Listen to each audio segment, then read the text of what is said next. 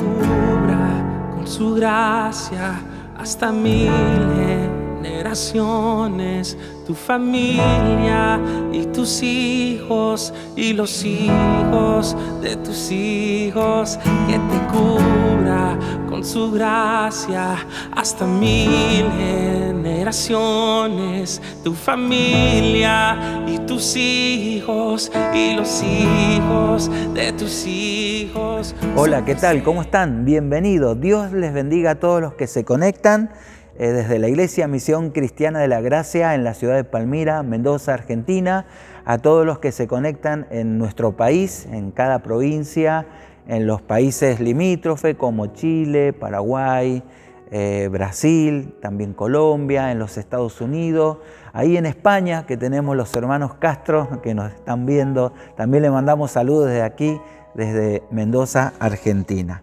Bueno, seguimos con nuestra serie de mensajes Prioridades. Y repasando un poquito, hemos aprendido que para que todo lo externo esté bien y aún nuestra salud, tiene que estar bien lo interno. Es decir, tenemos que darle prioridad a nuestra alma. ¿Y cuál es la necesidad más grande de nuestra alma? Es Dios. Si realmente cuidamos nuestra vida, cuidamos nuestra alma, todo lo demás va a andar bien. ¿Cómo lo cuidamos? Bueno, ya dijimos, cuando arrancamos el día, lo primero que tenemos que hacer, por lo menos 20 minutos, dedicarlo a Dios, leyendo la Biblia, meditándola y orando. Y de esa manera vamos a cuidar nuestra alma. Hoy vamos a hablar acerca de una segunda prioridad.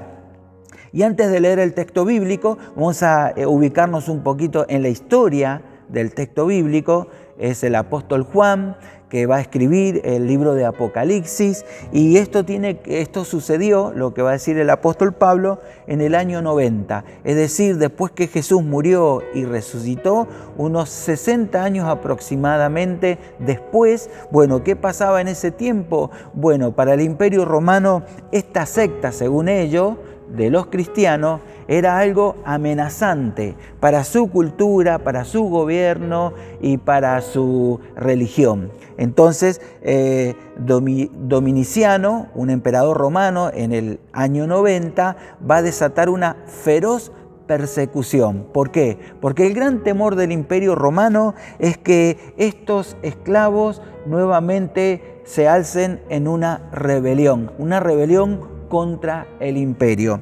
Los cristianos eran gente de clase media baja, gente humilde, gente pobre, y bueno, se los malinterpretaba sus actividades, como por ejemplo cuando participaban de la cena, Jesús dijo, coman de este pan, el que come de este pan come de mi cuerpo, el que bebe de esta copa bebe de mi sangre. Entonces ellos pensaban que eran canibalismo, ¿sí? Entonces, bueno, dice, esta gente es muy rara. Además, lo tenían como antipatria porque los cristianos hablaban de un Kyrios, un señor llamado Jesús. Y para los romanos, el único Kyrios que había, el único señor, era el emperador romano, a quien tenían que adorar como una deidad. Además, a este grupo de cristianos se lo consideraba ateo, porque claro, en el Imperio Romano tenía muchos dioses que se lo adoraba, y estos cristianos no adoraban a ninguno de estos dioses, por lo tanto eran antipatria, eran ateos. Bueno, y esto desató la persecución. Para el año 90, cuando Dominiciano da un decreto de una feroz persecución contra los cristianos, ya el único sobreviviente discípulo directo de Jesús, que lo había visto, había estado con él, lo único que había quedado era Juan. Los demás habían muerto, la mayoría de ellos en el martirio, habían sido asesinados por su fe.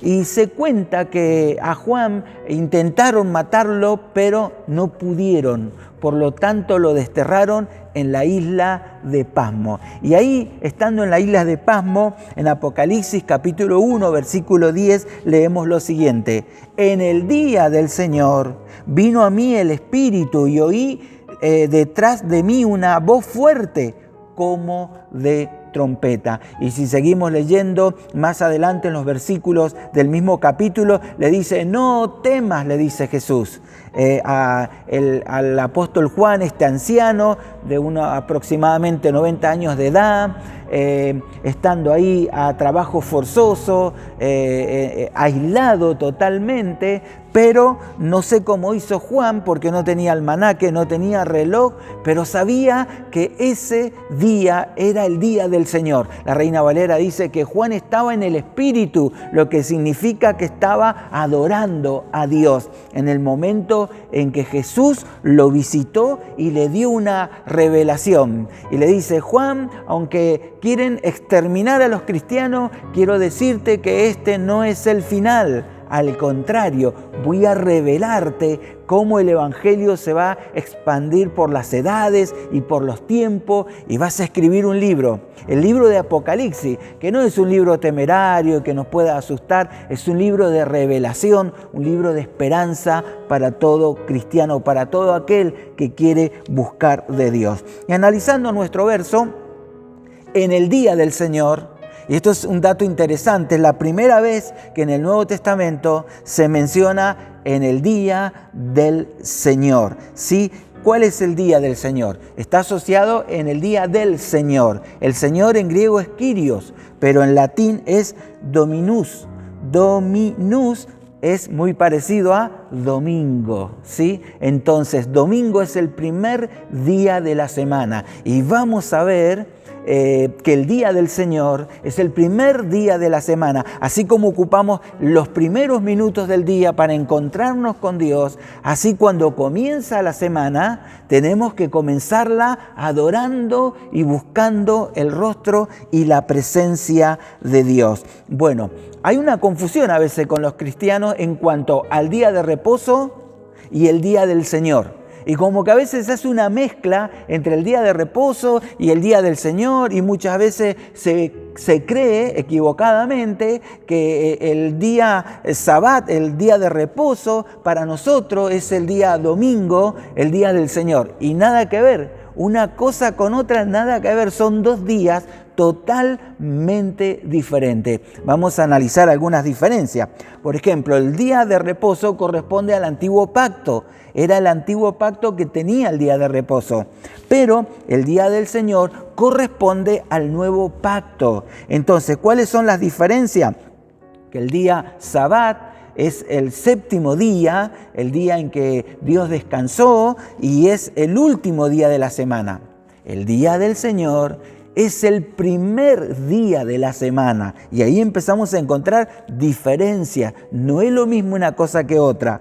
El día Sabbat, que significa descanso, hacer un parate, bueno, fue ordenado y reglamentado. Era obligación observarlo, mientras que el día del Señor se originó como algo espontáneo y creativo. Es decir, no hubo una ley que van a tener que adorar a Dios y reunirse el primer día de la semana. Nunca se dijo, fue algo espontáneo que se empezó a dar y creativo porque se eligió ese día, el primer día de la semana. Se eligió creativamente sin que hubiera una imposición para adorar en ese día. Y interesante que el Sabbat era reglamentado por una ley al mismo tiempo que tenía sanciones. Quien no observaba el día sábado era exiliado, desterrado del país, pero también se lo podía condenar con la pena de muerte.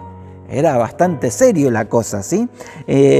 Otras diferencias que tenemos, que era un día para descansar. ¿Sí? Era un día para cesar de las tareas, el amo, los hijos, los empleados, los animales tenían que hacer un receso, tenían que tener un descanso. Así que el Sabbat era un día para descansar. En cambio, el día del Señor no es un día para descansar. Es un día para extender el reino de Dios. Otra diferencia que vemos es que el Sabbat era para guardarse en la casa. había que quedarse en la casa, mientras que el día del Señor es para reunirse. No nos podemos quedar en la casa, tenemos que venir a la iglesia donde está la celebración y reunirnos con los hermanos. Bueno, el día de reposo, el Sabbat, fue un día con un fin humanitario. Dios no quería que la gente trabajara de lunes a lunes o de sábado a sábado. Quería que hicieran un parate porque eso iba contra la opresión, no quería que hubiera abuso. Dice, tienen que parar, tienen que descansar, no es saludable trabajar todos los días. Y por eso tenía un fin humanitario el Sabbat. Pero el día del Señor está con un día con un propósito espiritual. Cada vez que se reúnen en el día del Señor es por algo espiritual, es algo que Dios quiere plasmar en la mente y los corazones de los congregantes. Otra diferencia entre el día de reposo y el día del Señor es que el Sabbat terminó en la cruz. Cuando Jesús expiró, dijo, consumado es, está todo hecho. Y con ello también se consumó la observancia del día sábado. Terminó en la cruz a los ojos de Dios. Ya no es necesario, Dios no está pidiendo que se cumpla el día de reposo en nuestra vida, que lo tengamos que observar como ley. Ya caducó. El día del Señor nace con la resurrección. Fíjate que el mismo día que Jesús resucita es un día domingo, un primer día de la semana. Y a partir de ahí es que nace el día del Señor. Por lo tanto, el Sabbat hoy no está vigente, pero el día del Señor seguirá vigente hasta la venida de nuestro Señor Jesucristo.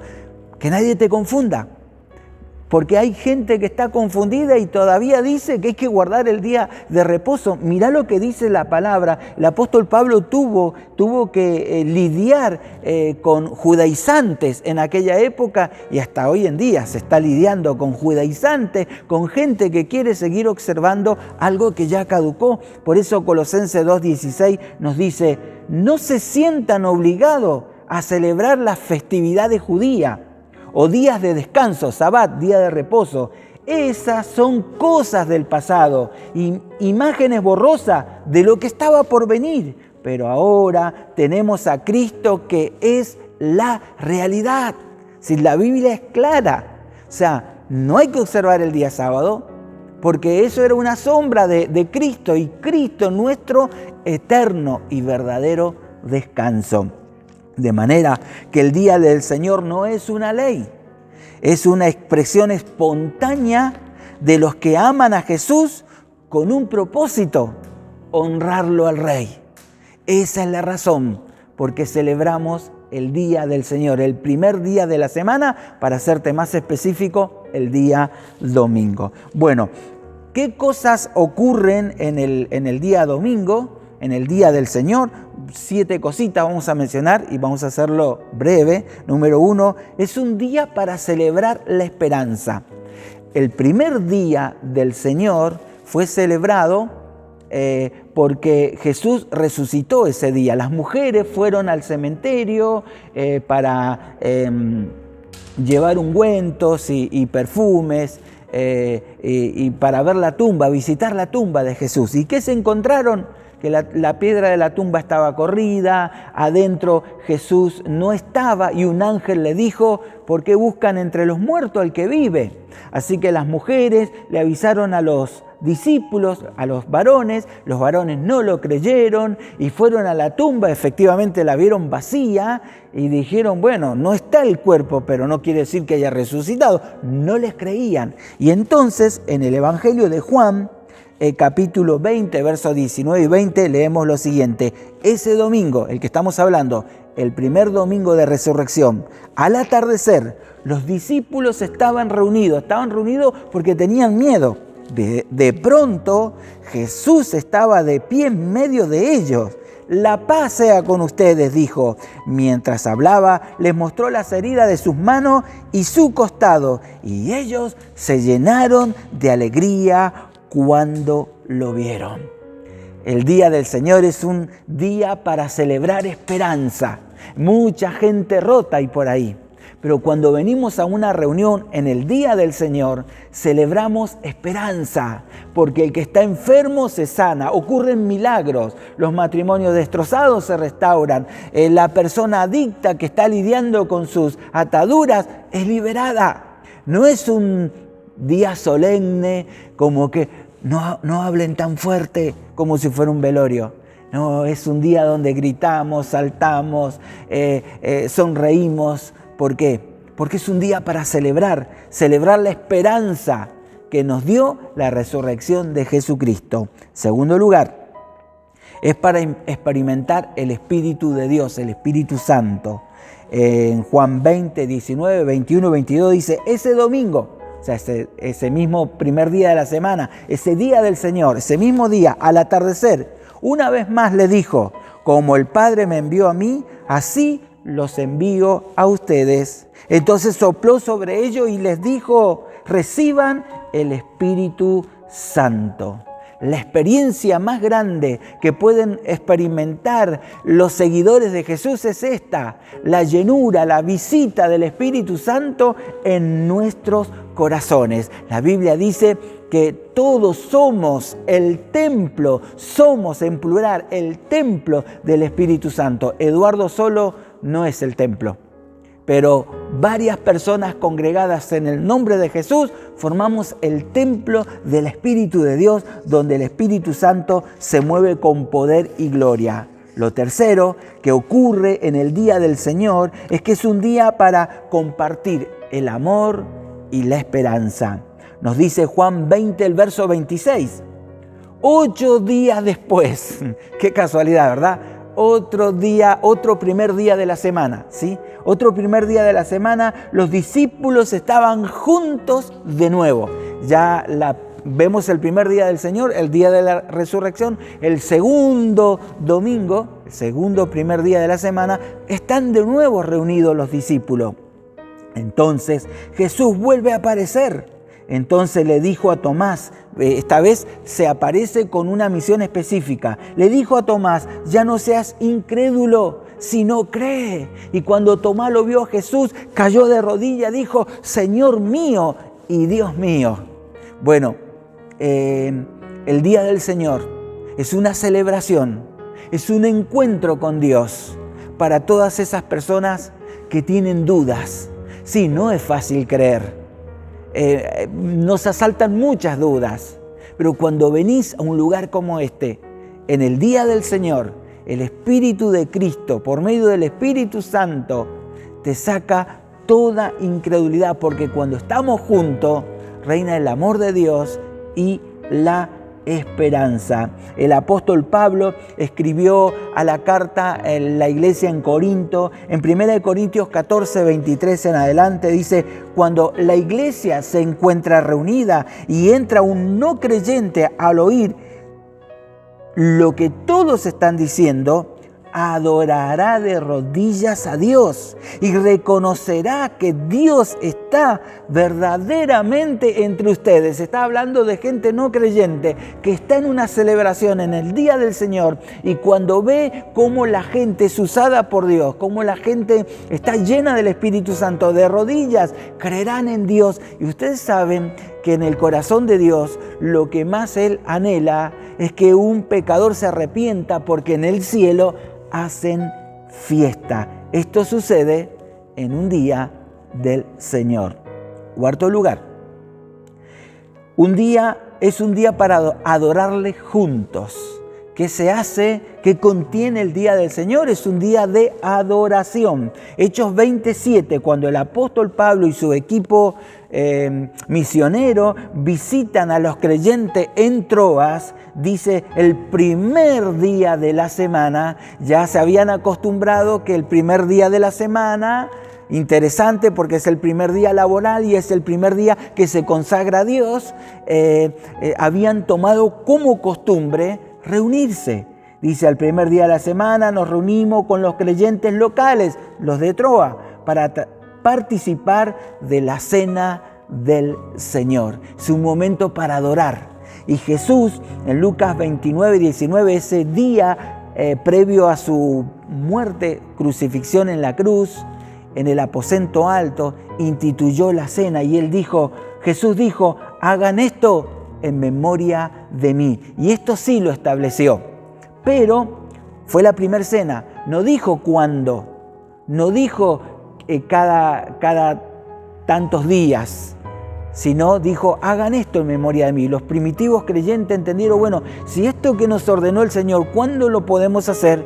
Hagámoslo el día del Señor, el día que nos reunimos. Tomemos la cena porque es un recordatorio de lo que Él hizo en la cruz por nosotros y es una manera de adorarle. Bueno, ¿qué otra cosa más se hace cuando estamos adorando? Bueno, en Romanos 5:6 dice, todos juntos a una sola voz, alaben al Dios y Padre de nuestro Señor Jesucristo. En el día del Señor alzamos nuestra voz y le cantamos y profesamos nuestra confesión de fe por medio de los cánticos y le adoramos a Él. Así que en este lugar cantamos en el día del Señor. Otra cosa que se hace en 1 Corintios 6:12, se adora a Dios con nuestros recursos, con las ofrendas. Dice, el primer día de la semana, ¿te suena? Cada uno de ustedes aparte y guarde algún dinero conforme a sus ingresos. Es el día que venimos a traer nuestras ofrendas, nuestros diezmos, nuestras primicias, porque hemos entendido que es una manera para adorar a Dios y mostrar nuestra gratitud a un Dios que nos perdonó, que nos salvó y que nos dio su bendición sobre nuestras vidas. En quinto lugar, ¿qué sucede en un día del Señor? ¿Qué hacemos en el día del Señor? Es un día para recibir nuevas fuerzas. Vamos a ser sinceros, ser cristiano no es fácil. No es fácil mantener la integridad y la pureza en un mundo corrupto, en un mundo caído, en un mundo malo, en un mundo de hipocresía. No es fácil, ¿sí? Pero por eso venimos a cada día del Señor, cada día domingo, para recibir esas nuevas fuerzas. En 1 Corintios 14:26 dice el apóstol Pablo a esta congregación y a nosotros, cuando se reúnan, uno de ustedes cantará, otro enseñará, otro contará alguna revelación especial que Dios le haya dado. Cada cosa que se haga, nota esto, debe fortalecer a cada uno de ustedes. Alguien hizo esta ilustración. Cuando tenemos un fuego encendido con varios leños, si tomamos una pinza y sacamos un leño y lo separamos, ¿qué va a ocurrir con ese leño que hemos separado? Se va a apagar. Bueno, los cristianos juntos nos encendemos, pero si te quedas en casa, guardando el día de reposo, cosas que ya caducó, te vas a enfriar, porque estás solo. Pero cuando estamos juntos, nos encendemos y nos fortalecemos. En Hechos 27 dice, el primer día de la semana, Pablo les estaba predicando y siguió hablando hasta la medianoche. Bueno, ¿por qué Pablo predicó tan extensamente y tan largo? Porque sabía que a través de la predicación, los seguidores de Jesús, los creyentes, los discípulos, recibían consejos para ser fortalecido y su fe era aumentada. La Biblia dice que la fe viene por oír y oír por la palabra de Dios. Bueno, no se asusten que no voy a estar hasta la medianoche, pero es necesario reunirnos para recibir nuevas fuerzas. En sexto lugar, el día del Señor es un día para hacer iglesia. Como dije hace un momento, yo solo no soy iglesia, ni aún con mis hijos soy iglesia. La iglesia somos un grupo de congregantes. La palabra iglesia significa reunión, asamblea. Y una sola persona no es ninguna reunión, no es ninguna asamblea. Pero un grupo de creyentes, de discípulos, sí es una asamblea y es una reunión. Por lo tanto, ahí está la iglesia. El escritor a los Hebreos, en Hebreos 10:25, nos exhorta y dice, no dejemos de congregarnos como lo hacen algunos, sino animémonos unos a otros, sobre todo ahora que el día de su regreso está cerca. Cada día el día del Señor está más cerca y por eso debemos congregarnos. Hay una estadística muy triste que 1/3 de los cristianos el día del Señor, el día domingo, el primer día de la semana, no se congregan. Se quedan en sus casas, salen a la montaña, van a practicar un deporte o ver un deporte por la TV. Y no estamos diciendo que nada de eso no se pueda hacer. Lo que estamos diciendo es que no se está guardando el día del Señor, que no estamos apartando tiempo para estar juntos, ser fortalecidos, que se saquen nuestras dudas, recibir la llenura del Espíritu Santo, exaltar y adorar a nuestro Dios con la cena del Señor, con las ofrendas, con las alabanzas. Todo eso tenemos que hacerlo en el día del Señor y muchos creyentes, por eso está acá en la Biblia, no se dejen de congregar como algunos lo están haciendo. Al contrario, animémonos porque estos días son difíciles. Y por último, lo séptimo, en el día del Señor es un día para honrar al Rey. Volvamos desde donde empezamos. ¿Por qué Juan estaba en la isla de Patmos? Estaba exiliado, estaba condenado, estaba desterrado. Se lo puso ahí para que muriera en la soledad. Sin embargo, en el día del Señor estaba él adorando a Dios y tiene una visitación del Espíritu Santo en su vida. Como no había almanaque, como no había reloj, porque no había internet, no había nada, él podría decir, bueno, que me pongo a pescar. Total, es un domingo más. Sin embargo, él estaba en el Espíritu, estaba adorando a Dios, estaba honrando al Rey. Y por eso el Rey vino y lo visitó y le dijo, no tengas miedo, Juan. No tengas miedo porque aunque quieran exterminar el cristianismo, no sabe todo lo que viene.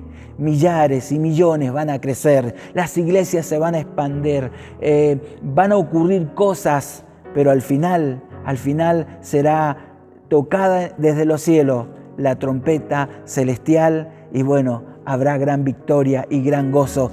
Cristo viniendo a buscar la novia, que es la iglesia. Bueno, el Apocalipsis revela todos los acontecimientos finales y la gran batalla y la gran victoria de parte de Dios sobre los incrédulos y sobre Satanás y todos sus secuaces. Una vez más, en Apocalipsis 1:9, un verso anterior del que comenzamos leyendo, dice, me exiliaron a la isla de Patmos por predicar la palabra de Dios y por mi testimonio acerca de Jesús. ¿Te fijaste?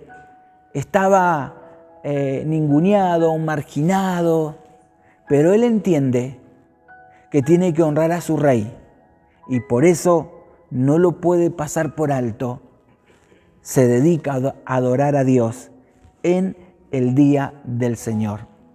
Bueno, espero que vos que estás escuchando no estés en el 30% de los cristianos que no se reúnen en el día del Señor para encontrarse con Dios y para adorarlo, para ser renovado y recibir nueva fuerza.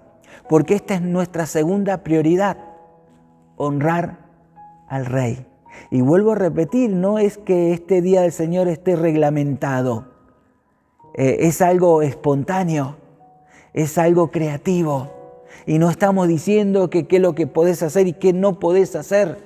Lo que sí está en claro, que tenemos que honrar al Rey.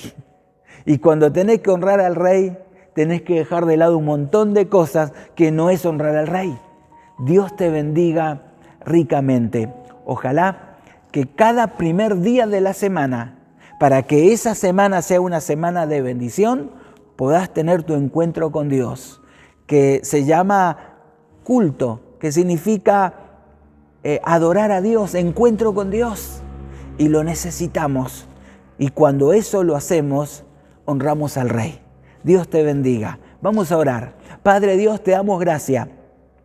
Gracias por la enseñanza de tu palabra, porque nos ha enseñado qué es el día del Señor y qué no lo es.